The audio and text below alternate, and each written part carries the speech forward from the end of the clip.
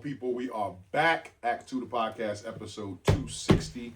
And we back for another episode of us. Y'all here, we here. It is your boy International Walk with the beautiful. The 45-year-old. The beautiful. Your girl Tasha co-host with the mostest. Who is 45, letting everybody know she's 45, cuatro cinco. She's a little older. But we back for another episode of us. How you feel? I feel amazing. I feel good. How good do you feel? You want to tell the people? I'll tell you. I'll let them know. Mentally, I'm at 10. Nothing's wrong. Nothing. It's like your second time the whole time. I'm doing well. My husband's doing well. Our family is doing well. Yeah, I'm grateful. I'm extremely grateful. Finances are an 8 as always. Thank God for all of his blessings and allowing us to be a blessing to others always. Work is a 10 right now. Work is good, no complaints, no, a lot of work, but different pace of work, so I ain't complaining. Physically I'm a 9. I feel good, but I'm a little tender right now. Got a little tenderism going on in my body. 45. Well, from, work, the gym and my legs and then just feeling a little... That's nothing to do with being 365 more days older, huh? I mean, no, because 365 days ago, I was, feeling like this, too. Okay. I just... it's one of the things, it's like going to the gym is a good thing. You just got to get used to, like, having those gym aches. I wonder if people who work out every day for, like, the last 10 years, if they... No, I can tell you that. Like, it goes away. You get to the point where you don't hurt anymore. And again, it depends on how much you do. Right, I mean, that's what I'm saying. Because some days your legs be tender, your arms be tender, but I wonder if yesterday my legs was tender as shit. Yeah, I wonder is there ever a time where, like, you have a great workout and you don't feel tender? Like, you have a really good, like, No, I think you're probably always going to hurt, but that's why recovery is good. I was about to say it probably won't last as long. Yeah, doing things like that. New technology helps. Supposedly red light. I don't know too much about that, but I hear that helps recovery too. It's all about white blood cells. I found out where the sauna is in the gym, but when are you supposed to do that? Is that like after? Is that part of recovery? Like after your workout? Yeah, that's part of recovery. Mm. I gotta get to Urge too. They've been calling me. You called them? Yeah, because I think I went to our regular gym one day and it was like packed to the gills. I think you was out or doing something or at work or something, and it was packed to the gills. Like I couldn't even get on the treadmill. So I was like, all right. I waited and got on the treadmill, but I did call them afterwards and was like, I want a 3-day pass. That's a gym where they said it's never crowded because it's only members. You can't bring a guest. You have to have a membership to go there. So and I was like, damn, y'all offer all that shit with no guests? And the dude was like, nah, you have to have a membership here, and it guarantees like the gym doesn't get overpacked. But the boxing and all that stuff, like I want to do all that stuff, yeah. And they got red light, they got sauna, they got cold tub, all that kind of shit. And the travel distance is the same for us. Probably it might be a smidge closer, yeah, probably just a little shorter. Well, I mean, I want to go when you go. So, I mean, because you can request a pass online. Yeah, but you might not be able to go when I go because you're like probably not here. Well, that's what I'm saying. I'm not going to wait until like. I'll get my own pass. Forget it. How are you? No, we can't get a pass together. Is what I'm saying. No, I know, but I was just saying I'll get mine and go. Okay. I can request it online. Yeah. But whenever you start, then I'll start. Okay. Yeah, and that way we can try to assess it. Yeah, I'll let you. I want to assess the people and see what the surroundings is. See if it's like it's racial or anything like that. See if it's like elitist people in there. That kind of thing. So I'm gonna scope it out first before I say yay to any. Plus, you get a 3-day pass. So I might go for 3 days and just I think online you get a 7. It said 3 when I looked online. Okay. 3 days ago. Okay. All right. So, but yeah, that was I mean, I'm open to it, but yeah, I was curious. I like a sauna. And I didn't realize. I have to get comfortable. I'm sorry to cut you off. I have to be comfortable being naked outside the house. No, well, when I saw, I don't know if people get naked in the sauna at the gym. When I saw it the other week, the girls were coming out and they all had on their gym stuff. Okay. Yeah. So I mean, I don't know if people are treating it to the like it's a sauna, but we're in the gym. Like yeah, and that was the girls I seen like 3 or 4 girls, like come out, and then it was a couple going in, but everybody like just had on their gym stuff.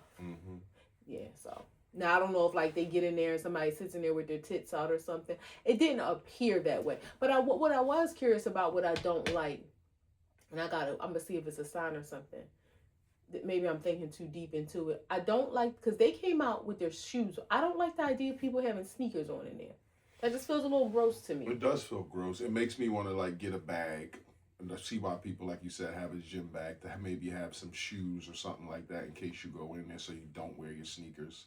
But even for them, it's like you're heating up, like you're steaming up the germs from your shoes. So I don't want to be in there with that. That's a stretch, but I get what you're saying. It's gross. Yeah, it's yeah. gross. Like nobody came out barefoot or like with barefoot, slippers on. I mean, not barefoot, but like a sock or a slipper on, if I see everybody flip-flop. barefoot, that would disgust me more, because then I would be thinking of staph infections and things like who got a little cut on their foot or. Well, I'm not going to like have that. my skin exposed. Like I will wear flip flops or something in there, or a slide. But I just felt like when they were coming out and I see like they had their gym stuff on, it was like, I don't think I like the idea of sneakers being like steamed and me breathing I'm it sure in. if you Google sauna shoe, there is one. Yeah, or just a slide or a flip flop. I'm just saying something that ain't gonna loosen up because it ain't built for 180 degrees. Yeah. That's all I'm saying. How are you? I'm good. Mentally, I feel like a 9. I feel like a strong 9. What work is finances. I mean, finances is always finances is an 8+. I would say. I don't really have nothing in front of me except one thing right now, and yeah. So that's a plus. Work is a 9. Work's fine. Ain't nothing going on special there. Work has been funny. And physically, I feel like a 10. Like I've been in the gym and just feel good, getting some good workouts in. My body feels good. My knees was tender yesterday. I feel better today. I always feel better doing an exercise on tender knees, because then it like all evens out. Like I think it's and you the did take it a little acid. light though today on the treadmill. As far as that, fuck all that. I would have died. It does something to my nerves or something, that high incline. Like I can't do that every day. But you know what? Probably need to crank your speed up. I don't know. Yeah, I mean, probably the torque, like how slow you're going and then how high you're going. That torque on your back and your thighs. Maybe if you know. But I've heard like that's I don't know. I've read that 3-10-30 is like a good, like 3 miles an hour, 10 incline for 30 minutes. Now I can't do 10 incline for 30 minutes, but I try to make my way to there. But 3-10-30 is supposed to be like an optimal good place. That's the workout people, the trainers and stuff. The workout people, the Instagram trainers. But you know what I want to what I'm motivated to do, and I've been like talking to people who do it, just trying to figure out how to build my stamina. I'm gonna get on that Stairmaster. I'm gonna conquer the Stairmaster. Yeah, I'm good. I've seen people say. I told myself it. Go ahead. I'm sorry. Seen people say do it in intervals. 5 minutes, take a break for 2. 5 minutes, take a break for 2. You do that a couple, and let's say you're just gonna do 15 minutes, so do that. So it technically it'd be 5-2, 5-2. So you would be there for 19-20 minutes because you're taking a break, and then extend the time. So then do 7-2. You're extending the amount of time that you're doing it until you can kind of build up your stamina and just like do it straight. But I wanna build up my stamina, do the Stairmaster. It's just as many times as I've been in the gym. You never tried it, right? Yeah, I've been on it, but it's just not something I'm interested in. Like like my cardio is I get my legs and then I do squats every once in a while. Then I stay out of the leg area just because of how it makes me feel the next day. But to do that machine, like. I just have no interest in it. I feel like that's the workout. That's your cardio. That's your leg work. That's like that. You do no arms. You do no back or nothing, no chest. But I get what you're saying. It's a heavy cardio, but it's really, really drastic on your lower body. Like you do something like that for 30 minutes, the next day you might be dead to the world. You just gotta do arms the next day. Dead to the world. You just got. If you make it back there, you might not be able to get out of bed. Like my lower half is numb.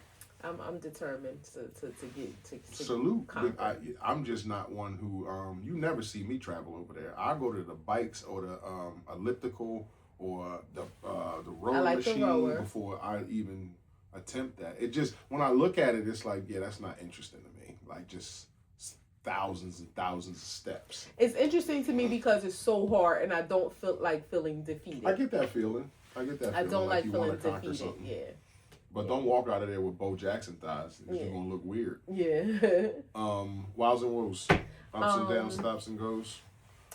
I'll How the say week treat you? my woe is just in this a good acquaintance of mine is going through some health things with her children, and life is just so unpredictable, and yes, the fragility, it will always remind you about its fragility. So just praying for all good things, good health report, God's healing and all of that.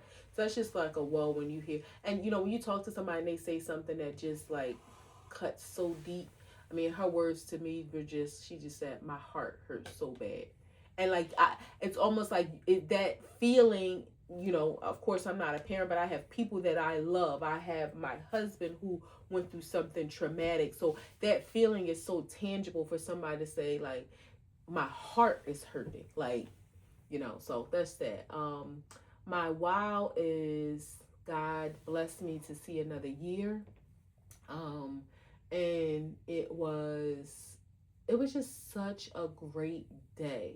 I was showered with love from the time I cracked my eyes. My husband did his big one, okay? He did his big one. Like, just the day, it was just a beautiful day. It was just a beautiful day. I was loved on, showered on, made to feel appreciated, like just everything. It was a beautiful, beautiful day. And I'm just grateful to see another year. This was the first birthday. I remember turning 27, and I said this, on social media. I remember turning 27, and people laughed at me when I said this because I cried. I told my nephew, and he laughed. I cried when I turned 27 because it just felt like, oh my God, I'm getting old. Like, I just remember feeling like, I don't know why 27, like not 25, not 30, but 27. And this birthday, I felt that like such emotions, but in a good way. It was like, wow, I'm 45. Like, it's just 1 year from 44, but it just feels like such a big number. Like, I'm 45.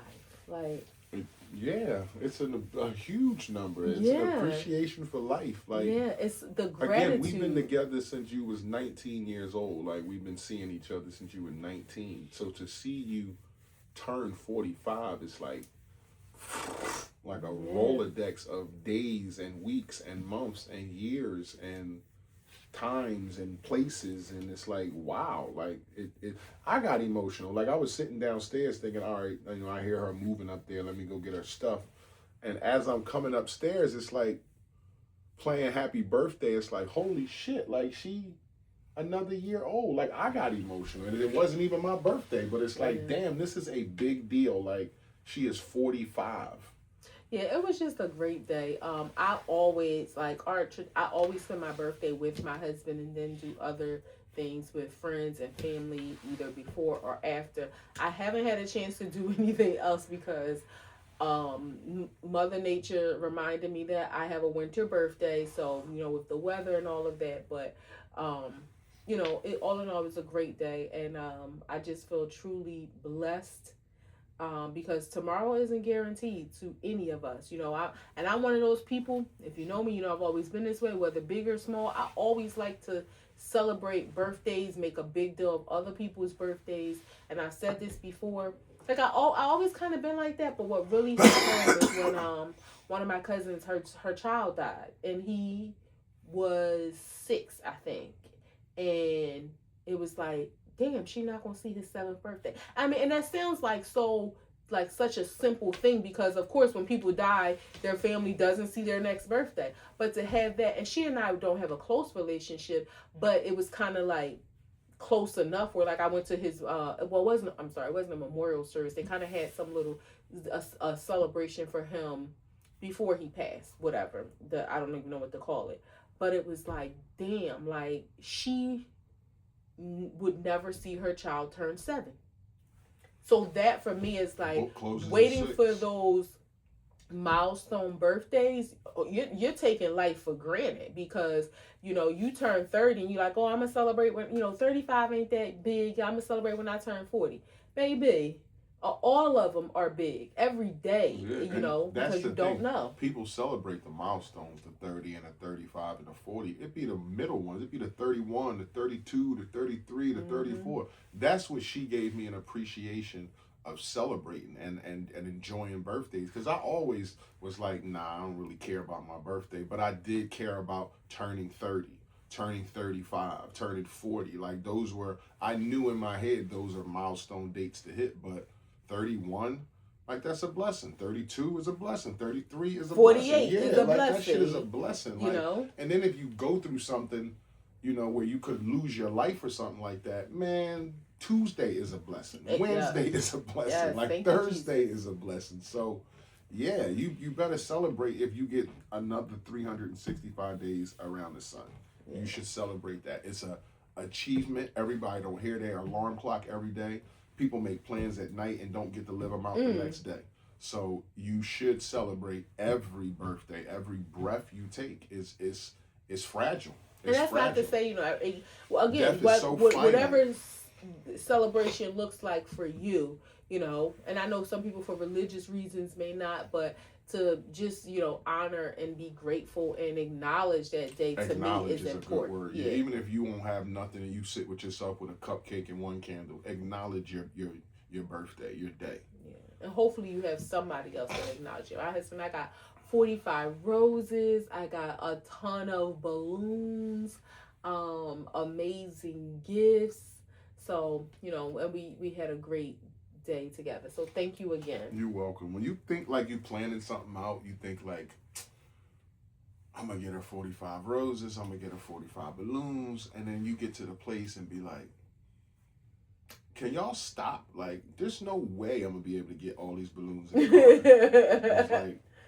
Like, sir, we already blew up like 12 or 13. Like, so, but I don't want you to, because 45 is going to be a lot. Like, 12 look like a lot. So 45 is going to be way too many. I'm going to have to take like 3 or 4 trips. So let me pivot. I'm just, again, the however many, it was enough. You didn't think about the latex? You was trying to get 45 of those? No. Oh, no. I'm about to say the balloons are huge. No. Oh, okay. Not 45 of those, just 45. Gotcha. Balloons in general. Okay. Yeah. I could imagine your face now. Like, wait a minute. Like, this is not gonna look good. Like, I'm gonna have to take like 18, come back, get like 18, go back, get like this. Like, no, I can't do this. I can't do this. Yeah. My woes and woes. Woes. I don't have any. I don't have any woes.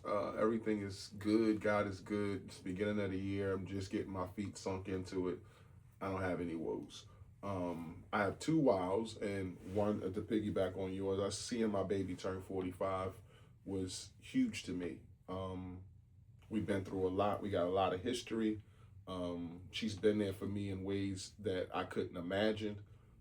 And I just appreciate her so much. So I wanted to celebrate her on a day and make it special for her, because it's not 43, it's not 44, it's 45, it's Cuatro Cinco. It's a big deal. So I just wanted to do that for her, and seeing her laugh and smile and be loved that day. Even plucked your flower that night. In that morning. And in the morning. It was all good. So I just... That was a wow. I took that to work and shared that with people that I talked to. Did you show my pictures? Like, people knew about that, so then when I got back to work, people was like, "Yo, how was your wife's birthday?" So that was cool. Did you show my pictures? No. Our photo booth pictures. Our photo booth pictures, no. I don't show people pictures. Okay. You see them on my gram, but I don't show people pictures like that.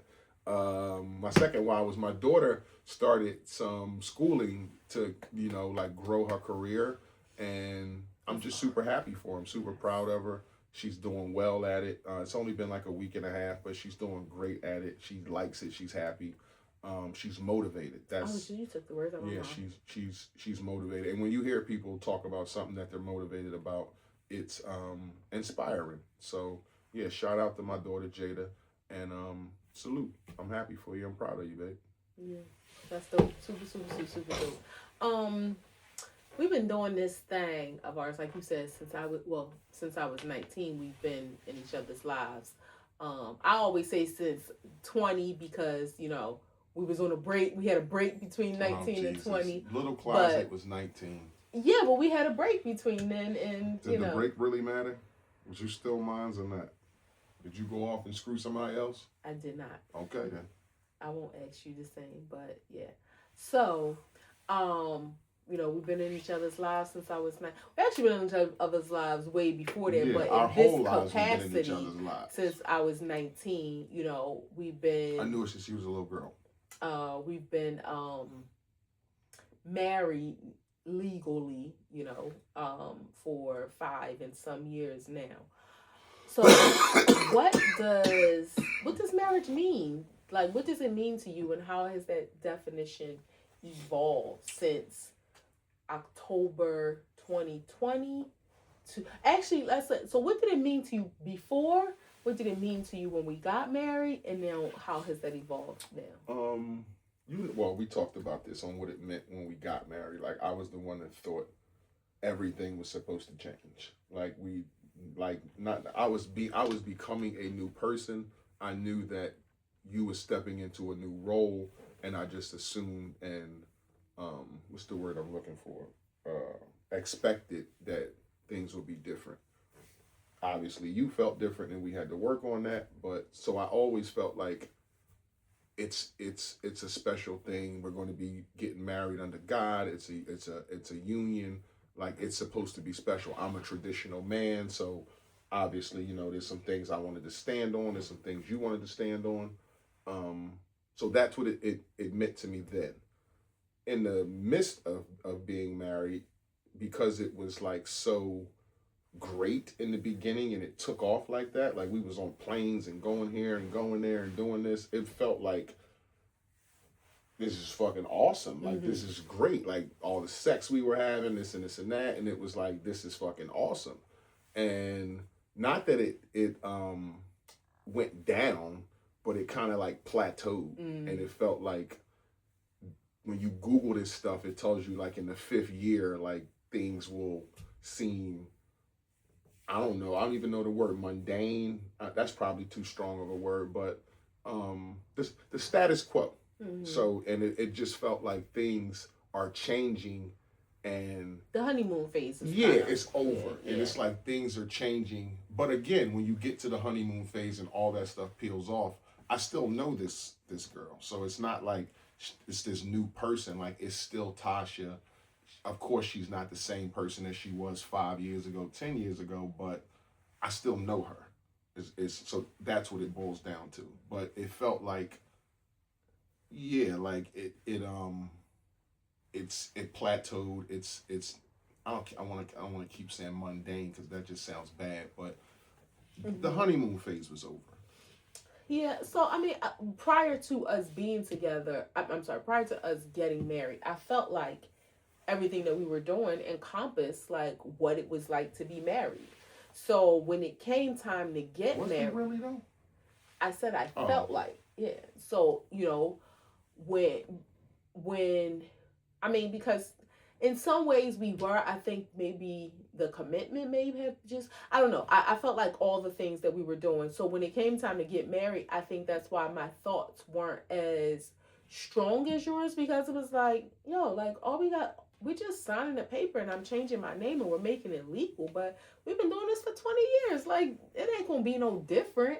And I think for me, I didn't realize the higher level of commitment that came with it. It was almost like you like I'm thinking Mario Brothers, like you reached another level. Like, yes, you're still the same characters playing the same game, but you unlocked the door, so you're still and not that life is a game, but you're still in this game, in this world, but you're at another level. So it requires a new skill set. It requires, extra tools. It requires you to maneuver differently. So that I didn't realize until, well, it kind of, I realized it like right before we got, like, going through premarital counseling, which I think is so essential for people, because prior to that it was like, we just gonna get married. Like, I actually was like, let's go to City Hall. He was like, absolutely not. Yeah, which I think that. Part of that too was because our marriage signifies so much. It was not just us being married, but this was like the number one the realization of what we wanted for the last 20 years. And now that he had his freedom, we could bring this dream to reality. So it was like, now we gotta celebrate it. So for me, prior to us getting married, I felt like we was already doing all the things. Then right before we got married, it was like, oh no, this is gonna be a new level unlocked. And then, like you said, we got married, and that honeymoon phase was amazing. Like, one of the things I had to learn was peace is possible. Like, peace is possible. Like, arguing, you don't have, not that I felt like we had to argue, but I wasn't bothered by it, because I just felt like, oh, that's the norm. Everybody does, which is so toxic. So I think I had to learn that. Like, I had to learn that, like, you don't have, I always remember Alicia Keys and Swiss Beats, like, doing an interview saying they never argue, and people thought it was such BS. Like, we really lived that life for like almost 2 years, would you say, of like, just really, and it wasn't like we were being ourselves, but it was just, I think we were on such a high and being so loving and kind to one another. And, as that plane slightly descended, not to crash, but just to kind of plateau and ride out, it was like, oh, like, okay, you have to still keep up all the kindness and lovingness that you had at the beginning. So I think now that's kind of where we find ourselves, is because I don't think the honeymoon phase has to only be at the beginning of a wedding. Mm-hmm. I think, no, you may not always be there, but I think it can, you can come back, and it doesn't have to be the honeymoon phase, where the honeymoon phase can just be your life. And I think now we're finding a place of realizing that, of how to get those same feelings to be there and stay there and be not like a phase. You know what I mean? So, like, yeah. So I think that's how it has evolved for me. Thinking that we was doing it, then realizing like, oh, we wasn't, we had to step it up, and then realizing like, okay, you got to maintain it. You got to maintain it. So that's for me. If that means talking to each other, if that means going to therapy, whatever that means, then you should do those things. Right. So now, what were your thoughts about, the only thing you didn't answer was, what were your thoughts about marriage prior to us being married? Like, did you always, I mean, I know you, as when the opportunity became real for us, how you felt, but like leading up to that, like, what were your thoughts like 10 years ago? I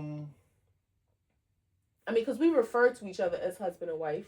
Yeah, I think I always wanted to marry you. Like, I always wanted to do that. Like, I've been engaged before, but it was more along the lines of like, I think this is what I'm supposed to be doing. Mm. And with you, it was more of a, this is something that I desire. So I did desire to marry you. I don't know if I thought as strongly about it as I did 10 years prior to that, but and I probably can't recall what I felt then, but I know it was different. It wasn't as serious as I started to feel once, like, I got my freedom and all that kind of stuff. Once it started to be like, this can come true, this can come to fruition, all we gotta do is do it. And it was like, okay, like, this is like unbelievable. Like, we're about to do this shit. Like, do I really want to do this? And it was like, yeah, like, we good. I don't hate her. She don't hate me. Like, we should be married. Like, we've been married, like you said. But I also thought shit's gonna change. Mm. You remember how I felt about like your sisters and all that kind of stuff? But see, Yes. Like in the time, and not that I loved y'all to death. I didn't hate No, y'all, but I it's don't like even I think just it was wanted. that you felt any way about them. It was how you felt about me. Like you wanted me to, which was something that I had to learn of. You know, people say, people who care, people who mind don't matter, and people who matter don't mind. Mm-hmm. And that was an important lesson I had to learn, was that my marriage has to be priority. And as much as I love my sisters and my nieces and nephews, like my husband, my home is priority. And it didn't, my sisters didn't flinch. Like nothing changed in our No. in our my relationship with them. Like no feelings changed. I just had to, so it was me that had to do the work. It was like they didn't have to do anything. It was me that had to put boundaries in place for myself to realize, like, okay, your home is priority, and then everything else, you know, comes after that. It didn't stop me from feeling the way I felt. It was up for all three of y'all. It was up for all three of y'all. Put some respect on my name. It was up Nobody for all three wanted of no y'all. beef with you. I'm just at all. about to set shit off. It was up with all three of y'all. Nobody had no what you got?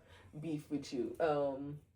No, I mean that was just, it's just weird to think about. What's weird to me is that you didn't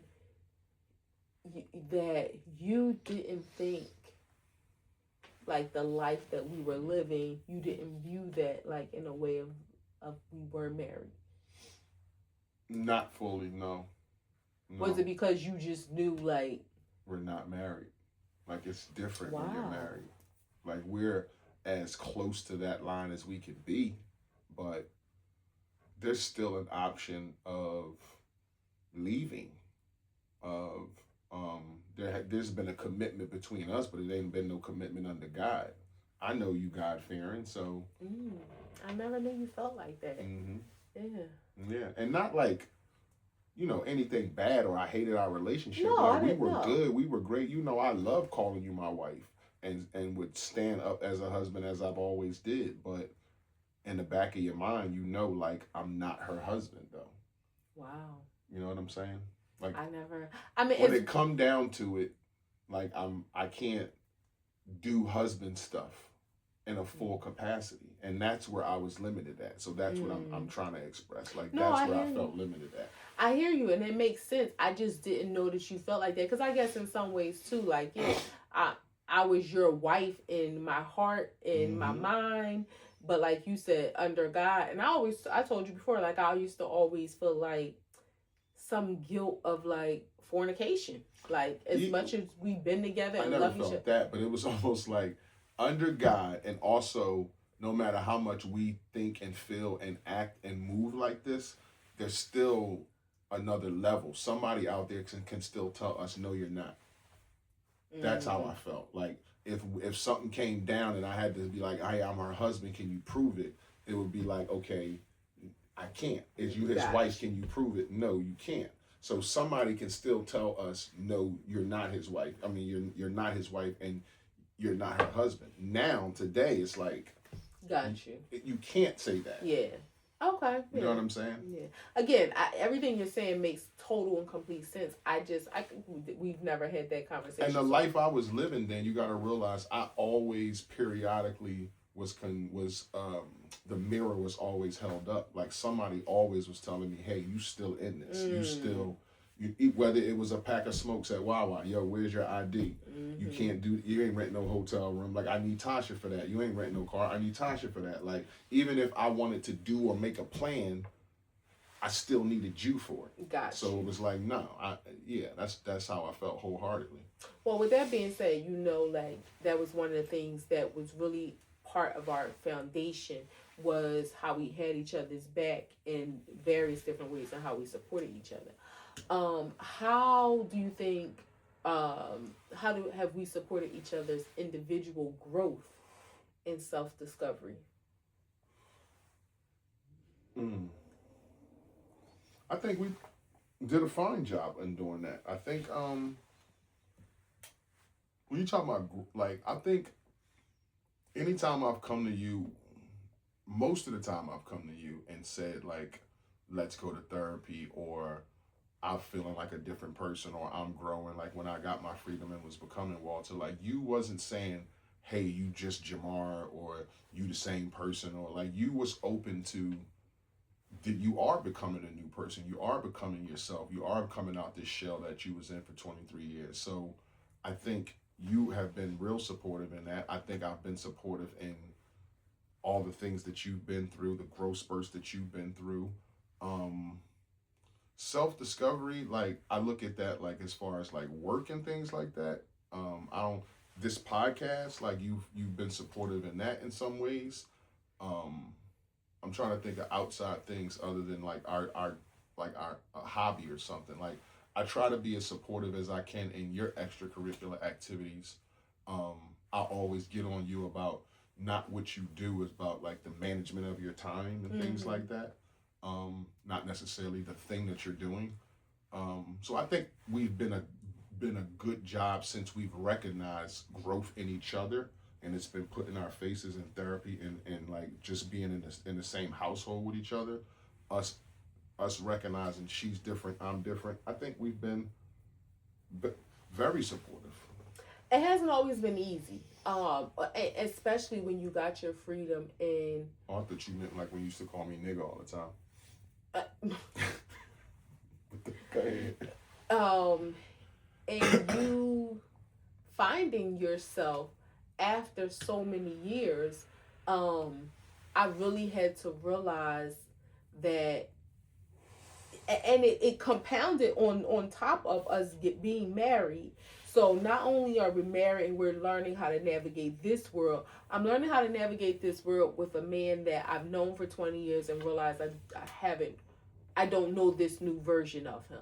Which people grow, like even if you haven't been a fugitive, people grow and they evolve at different intervals in life anyway. But like this is now like a huge change because he's finding out who is Walter. He's able to grow now outside of a box where before your growth was limited because you had to grow in hiding, for lack of better words. But now it's like that growth that everybody goes through. It reminds grow out loud. It reminds me of like you having something like a big fluffy pillow stuffed inside of a box, and you open it and it just like boom, boom, like bubbles all out over it, and it's like, oh, I gotta learn You this trying person. to put it back in the box? No, I never was trying to put it back in a box, but it was like it has to fully come out. You know how, again, when something's coming out of the box, it got to fully come out the box itself. And, once you let a pillow sit, it kind of settles, it creates its form. So I had to give you the space to do all of that. That's a great analogy. Without, while I'm like, I don't know what this thing is.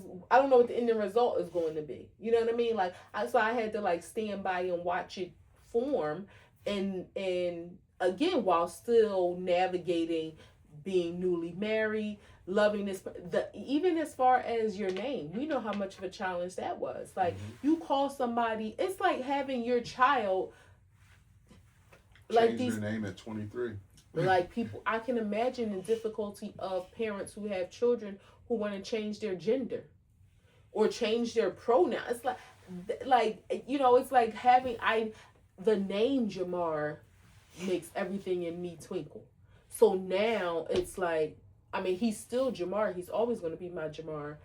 That's my middle name, people. Yes. That's my real middle name. Yeah. But all of his life, everybody's called him that. And now, Walter, it just created a completely different dynamic, and not a bad way, but a way that I had to navigate and learn.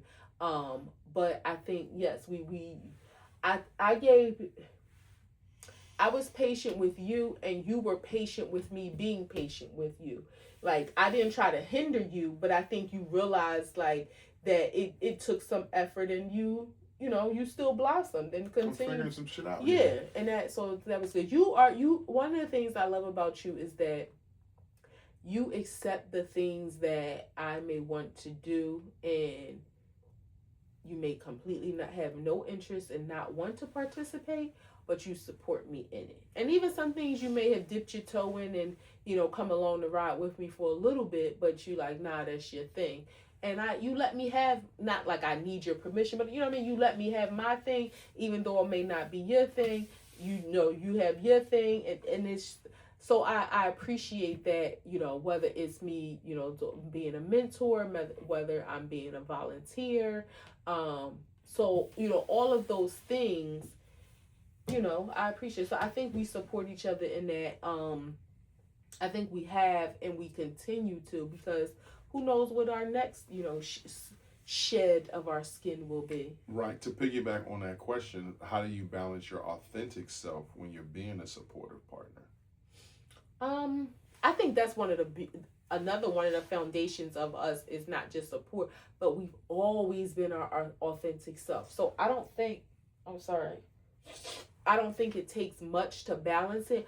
But what I have learned that I've had to do is to not always share my opinion, because sometimes being supportive is just letting somebody know even if you don't think it's a good idea, maybe they don't need to know that, right? So I've had to learn that for myself, to just be there for you, and I don't think that makes me less authentic, because I'm not. I'm sitting here just thinking that I'm like, if you change that, does that make you authentic? And I'm answering myself like, yeah, once you do the work and learn it and make it a part of your bag, then yeah, it makes you, that's who you are now. Like people can grow and change. Yeah. And if you didn't know that I can do that, or I can tone that down or not give my opinion, then I'm gonna learn that.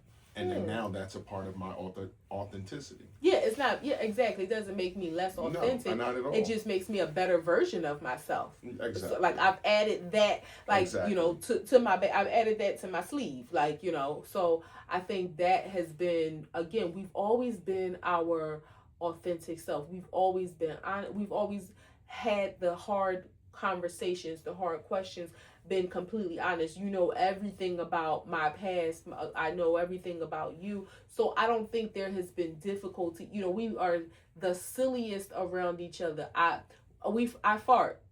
Like I will never understand women who don't fart in front of their mates. Like, are you serious? Like, we are human beings. Or who don't poop. Or, I mean, don't get me wrong, you be respectful, you shut the door or something, but if I gotta open the door to tell him something, like, yeah, like, I don't know, that I'm gonna She's stop trying to saying say she's super comfortable around you. I'm gonna stop saying I'm not judging, because when people should stop saying it, because you do be judging, and I am judging because I think it's weird, but it's okay to judge. We went through this the other day. We've always been our authentic selves with each other, so I don't think it's difficult, but learning that you can filter your authentic self. That's the word. Because that doesn't make you less authentic. It just makes you more respectful. I think I've done that in reciprocation to what you have. Like, you always know you're going to get my tough love. Like, that's just who I am. But I've learned in being with you to be more relaxed and softer in the approach. But maybe tomorrow or the next day, like, you're going to be like, I'm going to say what I have to say about it and be like, okay, that's what you should do, or that's what's going on, or, let that shit go, or whatever the fuck I'm going to say. But I've learned to, like, be the listening ear when you need it, coddle you when you need it, let you cry when you need it. But I'm a G. I am going to tell you, tighten the fuck up. What the fuck are we doing here? Like, I love you. People love you. Fuck that shit. Yeah. Like, what we doing here? So yeah, I think we've always maintained authenticity when being supportive to each other. How do you think our parents' marriage influenced and we'll go into Grams after this. How did you think our parents' marriage influenced our relationship? For me, and this was a lesson learned.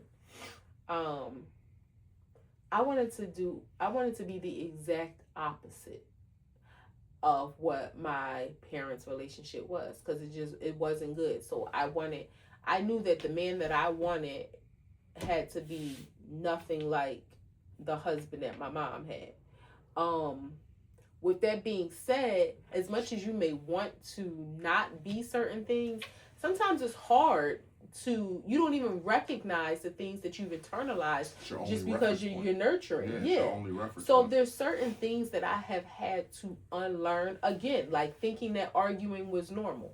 Now, and again, it's like, it's there is some duplicity there, because thinking that arguing was normal, but knowing damn sure don't put your hands on me, because I witnessed both sides of that. So, thinking, okay, the arguing or whatever, but to us, it was like I thought the arguing was acceptable, but we ain't gonna disrespect each other.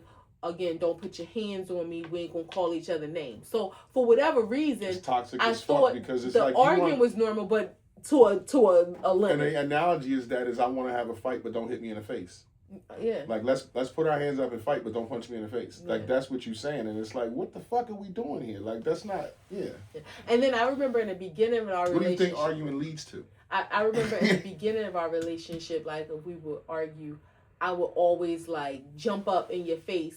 Like, again, never put our hands on each other, but I used to feel like if you gonna hit me, because that's what I grew up seeing. And he used to be like, yo, I'm never gonna hit you, and if I did, you can't beat me.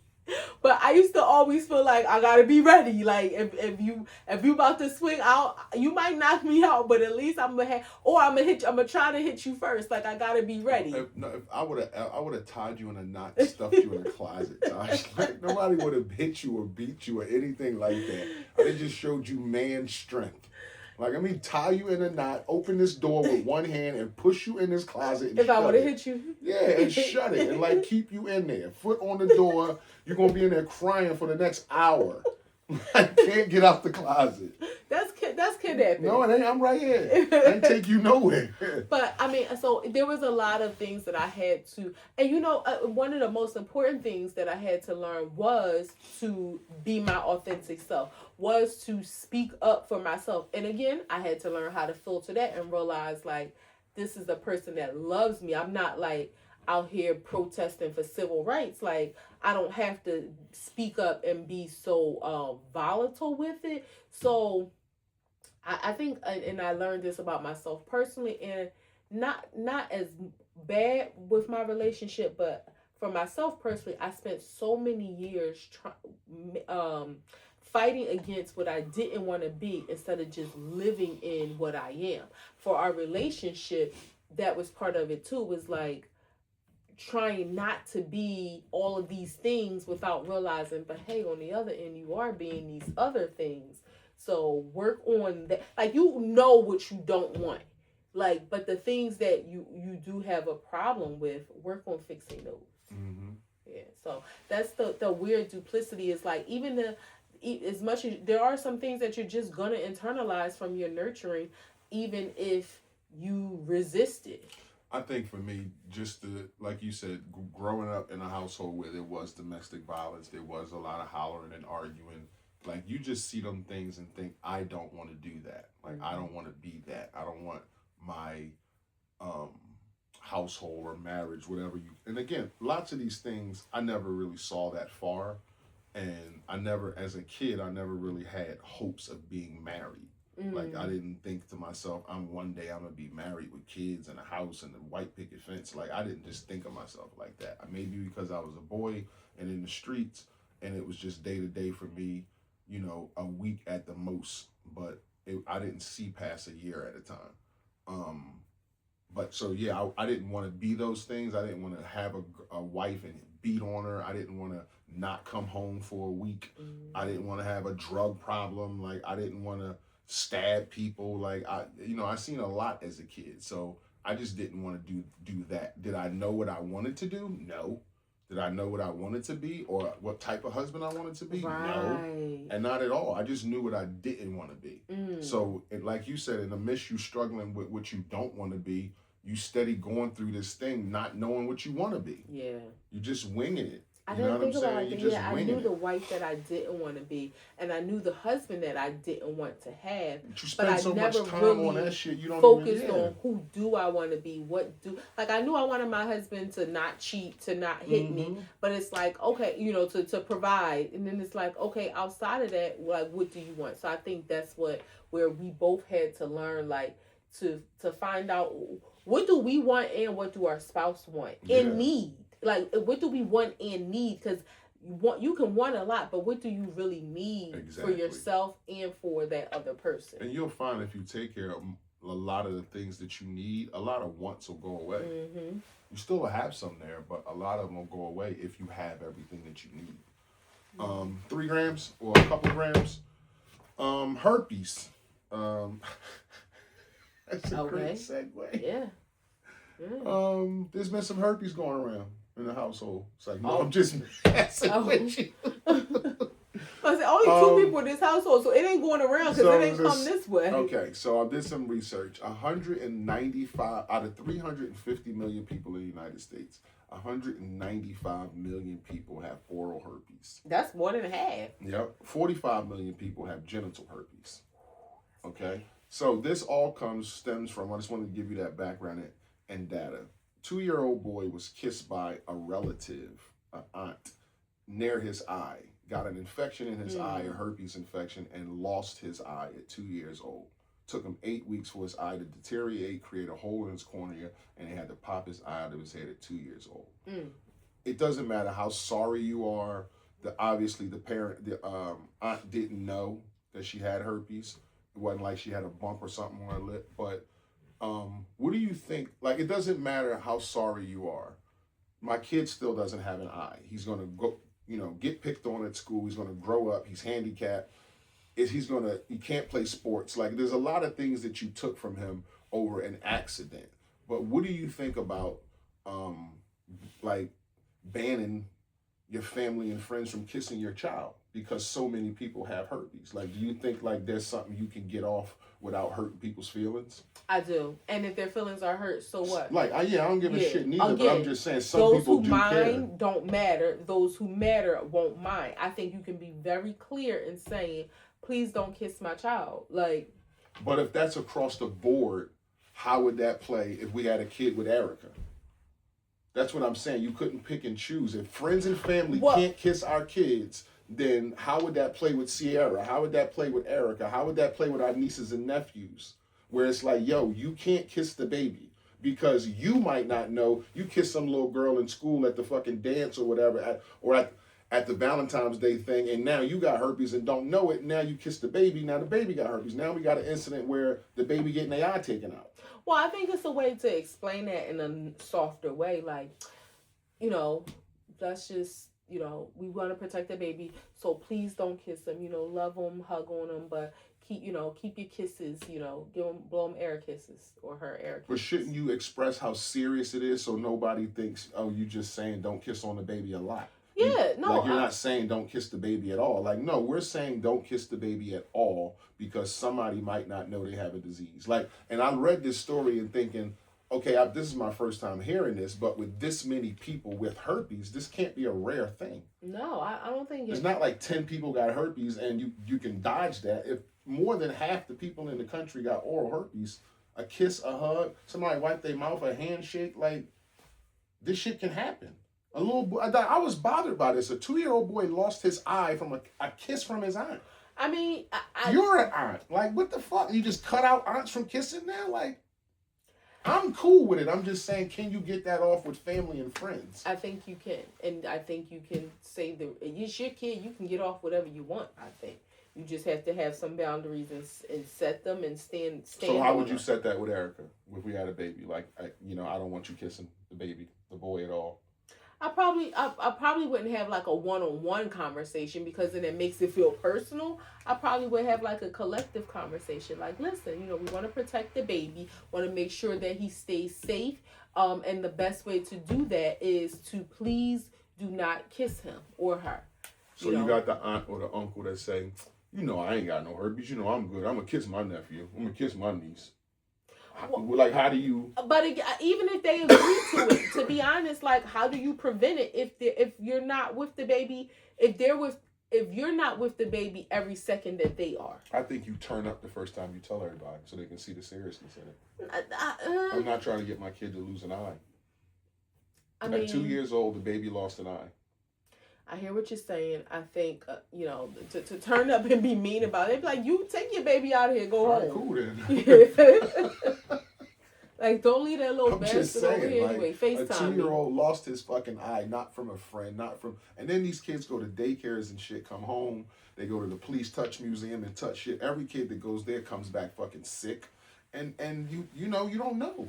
I mean, you A know, lot of people got fucking oral. I read that shit and was like, God I'm damn. happy you're afraid. I know you want There's to be on 355 million people in the world, and 195 million people got oral herpes.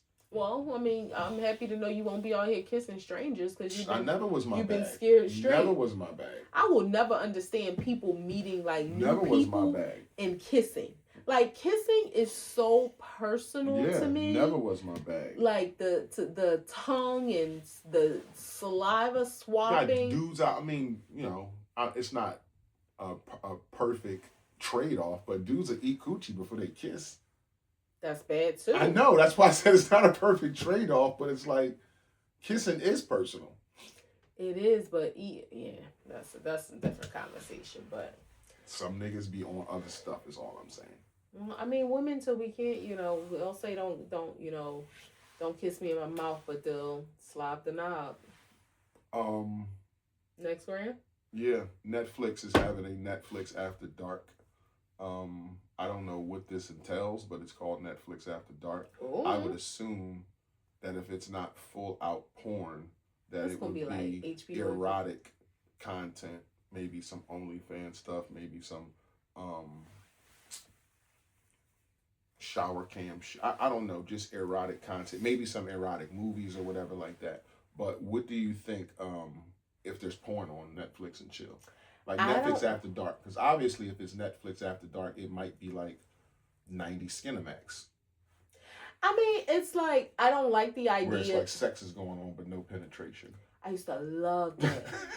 I Soft used to porn. love the soft porn. HBO After Dark, the Cinemax to oh my Cinemax God, to the max. You're a fucking erotica. I used to love those. Like, it used to just be so sexy without being vulgar. The way you said it, like, I used to love that. I did. Even as an adult, like, I loved HBO After Dark when they would show those erotic movies.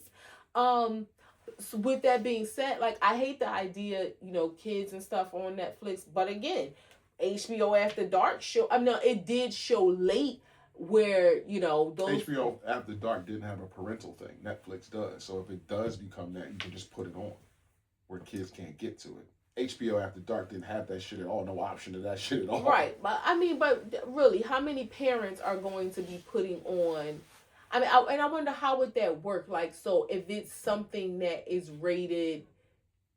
what would that's not even R. That category you probably can put on...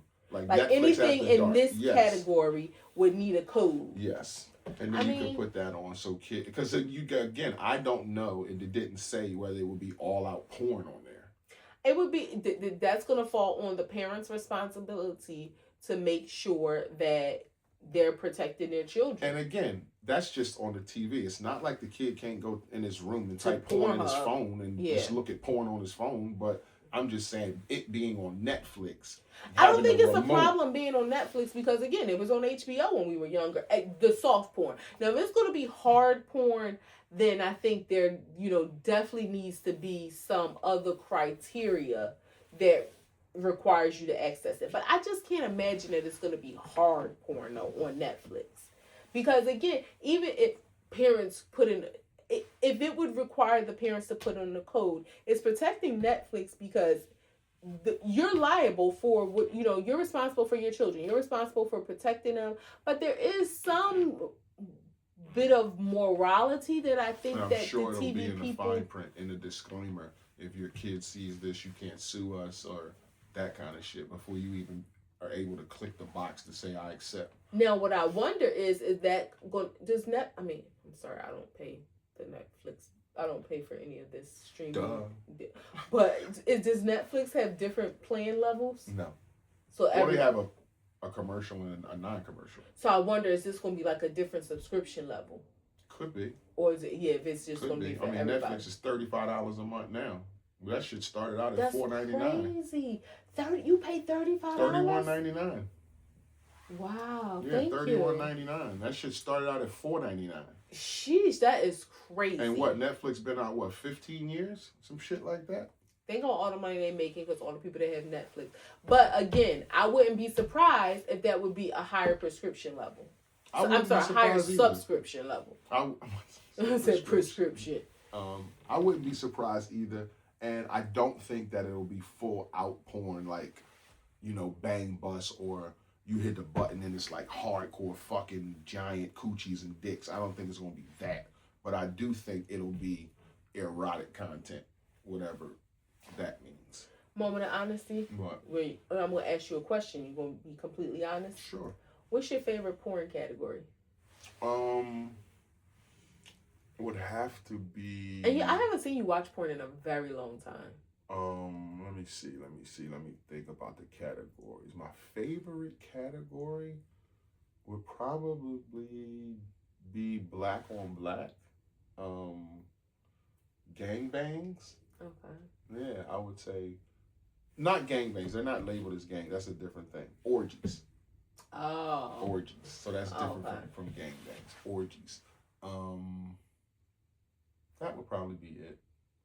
Yeah, obviously it's got to be thick black women. Okay.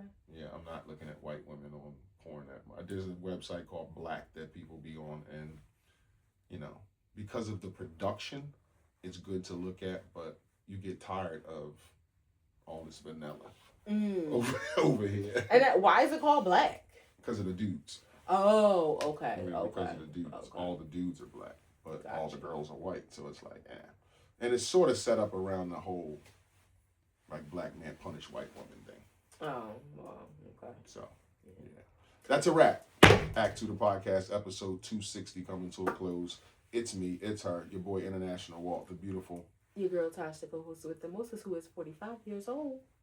This episode will go up on time Friday. We know certain fans out there expect it Saturday morning. I was celebrating my birthday. So we'll get that to y'all. We hope y'all enjoy. We enjoy. If y'all fuck with us, y'all fuck with us. If you don't, you should. Peace.